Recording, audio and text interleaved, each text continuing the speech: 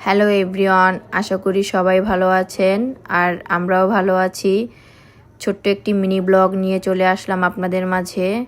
আমরা কোথায় যাব, কি করব, সব কিছুই শেয়ার করব আজকে আপনাদের সাথে। ফাইনালি চলে আসলাম মাধবদীর বিখ্যাত গাছের বাজারে। এটা গাছপট্টি নামেও পরিচিত। আমি ঘুরে ঘুরে গাছগুলো দেখছিলাম, কিন্তু আমার কোনো গাছ পছন্দ হচ্ছিল না। আমরা আসতে অনেক লেট করে ফেলি, তো গাছ তো সকাল সকাল বিক্রি হয়ে যায়। আমার মনটাও অনেক খারাপ, এটা ভেবে যে কোনো গাছ নিতে পারতেছি না। তো হঠাৎই গাঁদা ফুলগুলো দেখে আমার অনেক ভালো লাগে, তো ভাবলাম এখান থেকে কিছু গাঁদা ফুলের চারা নিয়ে নেই। আর এই ফুলগুলোর নাম আমি জানি না, এই ফুলের নাম যে জানেন সে কমেন্ট বক্সে জানাবেন। সাথে এই গোলাপ ফুলটাও নিয়ে নিলাম, আর লাউ চারাও কিছু নিয়েছি।